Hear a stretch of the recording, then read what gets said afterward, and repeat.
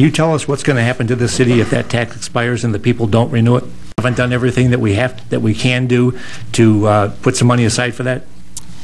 Yeah, well, we had updated the 5-year plan back in the spring, and then we rolled it forward for the '08 numbers, but that even was based on some assumptions that have now changed. You know, that would not have anticipated that we were going to have this big decrease in taxable value, you know, nor was it going to assume that we were going to have the investment results that we did that will impact your pension going forward. So our results in the 5-year projection were probably sort of best case scenario, and we were anticipating in 4 years, if you did not have the new millage that you have, these temporary millages, you'd have a deficit of about $10 million. Even with the new millages, you're going to be in a deficit of about $500,000. It looks like the taxable value is going to be impacted, which means, you know, you may see a 5 or 10% decrease in your taxable value, which directly translates into less property tax revenue. With those two considerations alone, we're not sitting very pretty as far as our budget goes. Right. This is not a matter of cutting back on paper clips and paper. It is something that was structural. It is a process of organized abandonment.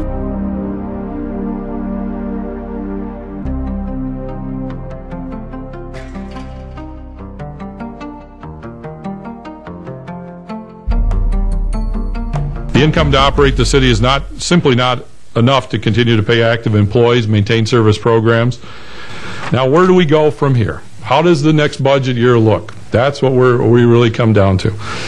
Well, as you look at it, right now, under consideration, options and service reductions to draft, you're looking at probably, we haven't come to a final agreement, but 8 to 10 general funded positions are going to have to be reduced.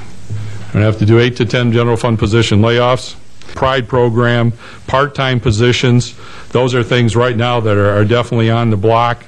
The basic services, the core services that we are attempting to protect, police and fire services, road maintenance, water and sewer services, and garbage pickup. That's what local government's going to maybe be able to deliver at some reasonable level for some time. And I don't project that to be many years. Staff meetings a lot. What do you do while you're watching the tsunami roll this way? Well, you do what you do every day. You do it as well as possible because you can't stop the tsunami. You can't control it. You can only do your best preparations for what you have in front of you and what you control.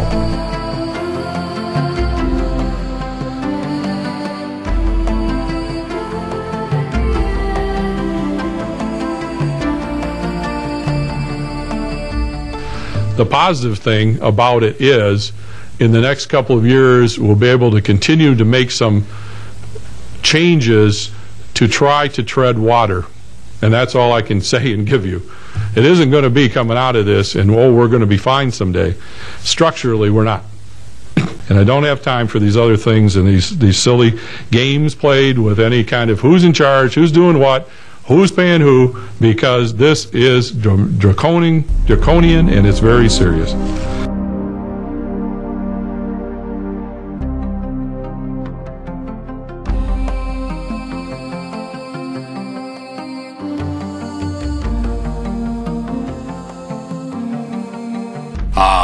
So what we will be dealing with is the issues that will come up in 2012. And Frank, we were just told 2 weeks ago that we had a tsunami coming at us. I'm not that tells me that we have to do it. You want to kick it down the road till another administration comes along. And I'm saying we need to follow, we have to do it now.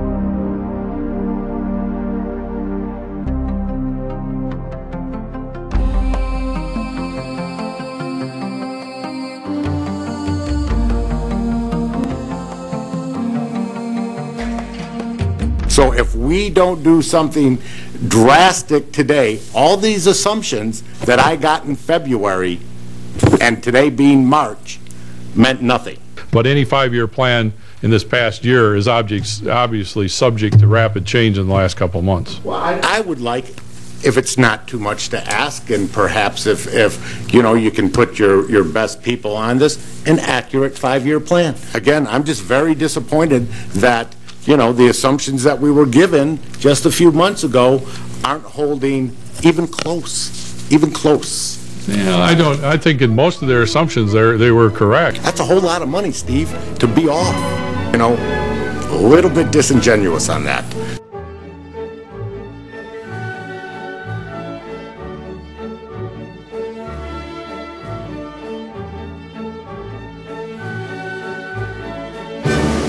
Lately, I've heard a lot of, well, the city's going broke, we're going broke, you're going to have deficits, it's not good. Nothing could be farther from the truth, frankly. We've done a pretty doggone good job. We have about $3.2 million in the bank for fund balance. In our next budget year, 2010-2011, we project to have 4.5, and by 2011, that 2012 budget year, that fund balance is going to be where Plant Morant, our auditors, tell us it should be, at about 20% at $5.1 million, and that's where it's going to be. How did we get there? How did we get from being where we were this close to being cash insolvent? By people making hard decisions and putting the taxpayers first. The millages will be expiring, and we'll start eating through that cash again if we don't get those millages renewed. We are rebuilding fund balance. We are living within our means. We continue to provide the services that the people of Lincoln Park need and deserve, and I think that the city government deserves a little respect and admiration, and our future is not bleak. It's actually not bad. I'm very pleased with the way it's working.